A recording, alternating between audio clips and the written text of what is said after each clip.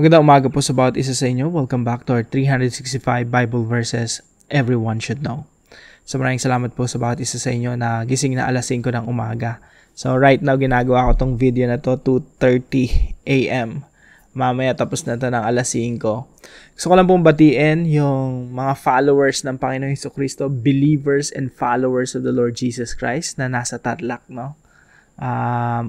Nakakatuwang isipin, no, yung followers ni Jesus simula 2,000 years ago nung binigay niya yung Great Commission sa mga alagad, disipuluhin niyo lahat ng mga bansa. Yung mga disipulo, yung mga would-be followers ni Jesus Christ, aabot hanggang Tarlac, no? At makakasiguro tayo na lalaganap talaga ebanghelyo ng Panginoong Jesucristo sa lahat ng kanto at sulok ng buong mundo. Confident po tayo dyan. So hello po sa inyo mga taga-Tarlac, no? Tuloy po natin yung ating talakayan patungkol po sa Kristiyanong wise making wise decisions daily. Isa sa kaparaanan para maparangalan natin yung ating Diyos, maging wise tayo sa ating mga desisyon na ginagawa araw-araw. Nagsisimula po yan sa pag-iisip. Kaya nga po nagde-devotion tayo everyday, tinatalakay natin ito kasi ina-address natin yung mindset. Kailangan yung mindset natin wisdom ng Diyos, pinapatakbo ng karunungan ng Diyos. So ngayon naman po, ang pag-aaralan po natin ay magmumula sa Proverbs chapter 30 verse 8 and 9. Ito po ay parte ng panalangin ni Agur. Si Agur po ay isa sa mga contributors ng Proverbs. Sabi niya sa verse 7, O God, I beg two favors from you. So meron siyang dalawang prayer request. Yung unang prayer request niya po, sabi niya po rito sa verse 8, First, help me never to tell a lie. Una, tulungan niyo ako na wag magsinungaling. So, unang prayer request niya, honesty, pagiging tapat. Napakagandang prayer request, no? Now, yung emphasize natin sa devotion natin ito ay yung pangalawang prayer request niya. Sabi niya, Second, give me neither poverty nor riches. Give me just enough to satisfy my needs. For if I grow rich, I may deny you and say, Who is the Lord? And if I am too poor, I may steal and thus insult God's holy name. So yung pangalawang prayer request niya po, ito po yung sabi niya, pangalawa, huwag niyo akong payamanin o pahirapin. Sa halip, bigyan niyo lamang ako ng sapat para sa aking mga pangangailangan. Dahil kung yumaman ako, baka sabihin kong hindi ko na kayo kailangan. At kung ako naman ay maghirap, baka matuto akong magnakaw at mailagay ko kayo sa kahihiyan. Napakagandang prayer request, no? Huwag niyo po akong payamanin beyond what I can manage. Huwag niyo akong payamanin na sobra na hindi ko na ma-handle, makalimutan ko na kayo. Who is the Lord? Parang, sino ka Diyos, no? Hindi na kita kailanganin. Huwag niyo naman akong sobrang pahirapin na kakapit ako sa patalim, no? Magnanakaw ako at mahilagay ko sa kahiyan ang inyong banal na pangalan. So napakagandang panalangin po ito, full of wisdom. Now, yung unang katuruan po natin ngayon, number 1, wealth can bring us further away from God. Yung kayamanan po, pwede tayong ilayo nito sa Diyos. Now, masama bang maging mayaman? Hindi. Ano pong masama? Ang masama, magkaroon ka ng kayamanan na hindi mo kayang i-handle, hindi mo kayang hawakan, hindi mo kayang i-manage. Yung mga ganong kayamanan, yung lampas sa ating kakayanan, it can bring us farther away from God. Imbis na mapalapit tayo sa Diyos, mapapalayo tayo sa Diyos.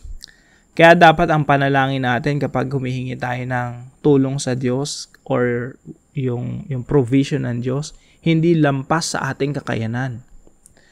Now, number 2 naman po, poverty can cause us to insult God's holy name. Yung sobrang yaman na hindi mo kayang hawakan, hindi mo kayang i-manage, mapapalayo tayo sa Diyos niyan. Yung sobrang hirap naman na halos di na natin makaya, maiinsulto naman natin ng Diyos. Sa papaanong paraan? Pag kumapit na tayo sa patalim. Sabi sa talata, baka matuto akong magnakaw at mailagay ko ang pangalan ng Diyos sa kahihiyan.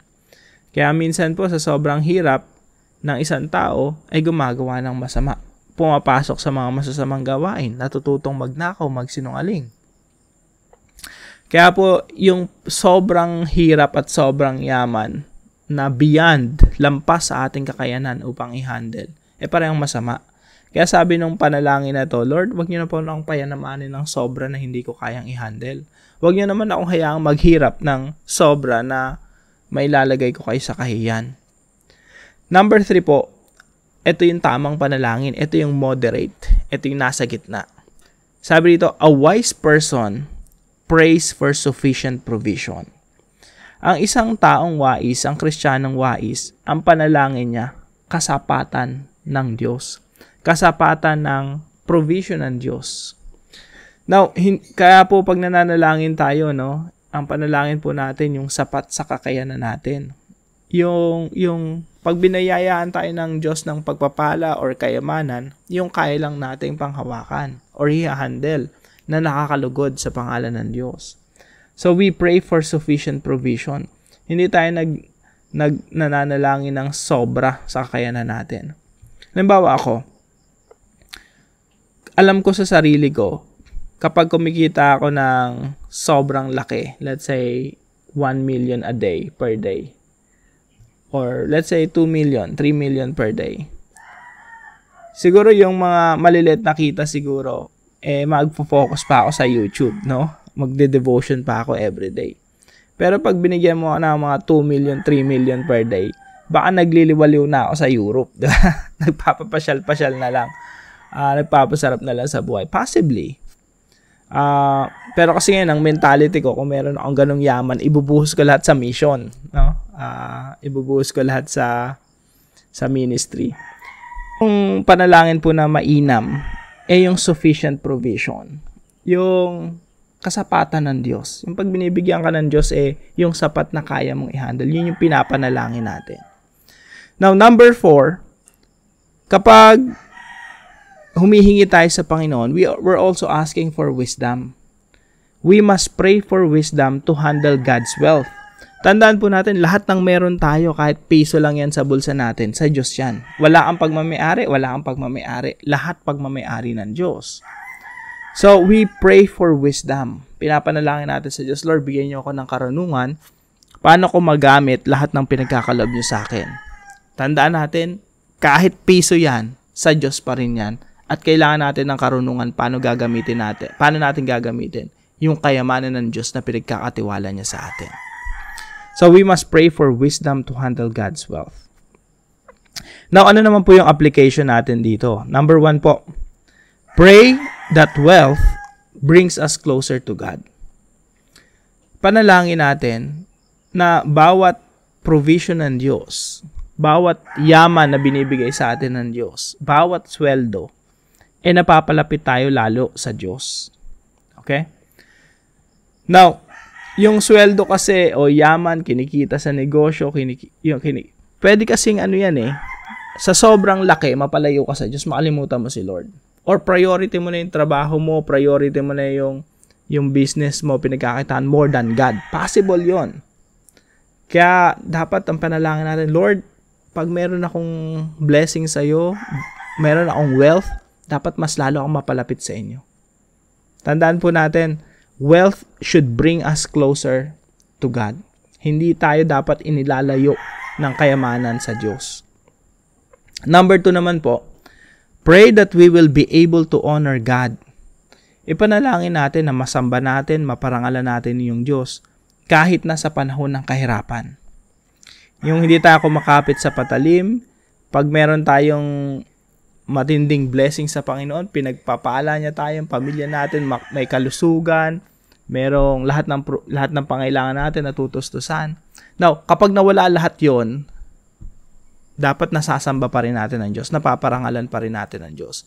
Pag sa mga panahon na hindi na tayo malusog, sa mga panahon na wala na tayong pambili ng bigas, wala na tayong pambayad ng electricity, pinaparangalan pa rin natin ang Diyos. So, whether in riches or poverty, we honor the Lord. Yan po ipanalangin natin. Pangatlo po, ipanalangin din natin yung sufficient provision ng Diyos. Lagi nating ipanalangin na yung kasapatan.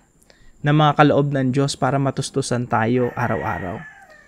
Pero pakatandaan po nating mabuti na tayo pinagpapala ng Diyos, binibigyan ng Diyos ng makakain araw-araw para magkaroon tayo ng lakas.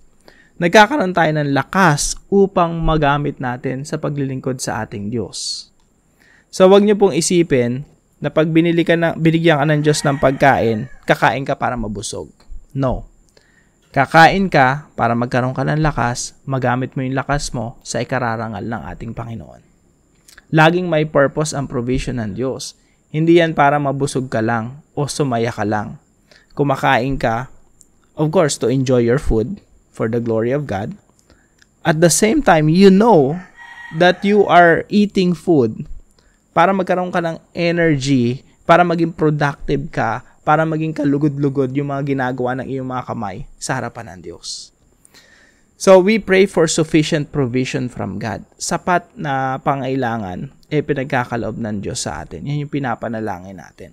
At kapag pinagkaloob sa atin ng Diyos, ginagamit natin yon para sa Kanyang karangalan. Pang-apat naman po, we pray that God would increase our capacity to handle wealth. Hindi po tayo nananalangin dapat ng kayamanan. Dapat ang pinapanalangin natin ay yung kapasidad natin para hawakan or i-handle ang kayamanan ng Diyos. Ulitin ko po. Tayo mga Kristiyano, hindi tayo dapat nananalangin ng kayamanan mula sa Diyos. Of course, kasama yon. Pero, more than that, we pray for our capacity. Kaya nga yung first prayer request ni Agur Lord, make me honest. So, yung ganong klaseng panalangin, yung Lord, huwag niyo po kaya maging sinungaling. Or make me an honest person. In that way, you are increasing your capacity. Nagiging malinis ka na lalagyanan sa harapan ng Diyos. Nagiging malinis na vessel, container, upang lagyan ng Diyos ng kanyang pagpapala. Kung mandaraya ka, maganda sa ibang translation to yung pandaraya at saka pagiging sinungaling kung mandaraya ka, sinungaling ka, tapos humihingi ka ng blessing sa Diyos. Yung container na paglalagyan ng blessing, masama, pangit, butas. Pag nilagyan ng Diyos ng blessing, mami-mismanage yun. Bakit? Corrupt Kaya ang ganda ng first prayer request niya, Lord, make me honest. Huwag niyo po akong hayaang maging mamuhay sa daya or maging mamuhay sa kasinungalingan or maging sinungaling. So, ang panalangin po natin palagi, Lord, container muna. Make me holy, make me clean, and then fill me with your blessings. Para na-handle po natin yung kayamanan ng Diyos na pinagkakatiwala niya sa atin. So, para naman po sa ating discussion, are you being wise in handling God's provision? Ikaw ba yung isang Kristiyanong wise na pag pinagpala ng Diyos, nagagamit mo ng tama para sa kaluguran ng Panginoon? Para sa ang hirap pag nauutal, no? Para sa kapakinabangan ng mga tao sa paligid natin, no? Are we being wise in handling God's provision? So, sagutin po natin ito sa ating mga discussion group at para naman po sa ating panalangin, kausapin natin si Lord, sabihin natin sa Kanya, Father, thank you for your daily provision. And by the way, sana po dumating tayo sa pagkakataon ng buhay natin na hindi na puro tinapay at kanin at pambayad sa kuryente yung panalangin natin. Sana dumating tayo sa punto ng buhay natin na puro thank you ang sinasabi natin sa Panginoon. Yung punong-puno ng thanksgiving, yung puso natin, puro punong-puno ng pasasalamat. Dahil nararanasan na natin yung pagpapala ng Diyos. Dahil tayo po ay nagiging mabuting katiwala ng Diyos. Sabi natin, Father, thank you for your daily provision. Please fill my heart with thanksgiving and praises for your grace and kindness. Let me honor you for every blessing I receive from you. Please do not bless me unless you increase my capacity to handle your wealth. Make me a wise and clean vessel first. Then fill me. Punuin niyo po ako ng inyong pagpapala. In Jesus' name. Sama po natin ito sa ating mga panalangin at salamat po sa katuwang natin sa ating devotion, si Sister Irma. Pagpalain ka ng ating Panginoon. At kung meron po tayong natutunan dito sa devotion natin, ipaalam nyo po sa comment section right below this video. And please share this devotion to your family and friends. Yun lamang po, magkita-kita tayo bukas alas 5 ng umaga dito po sa ating daily devotion.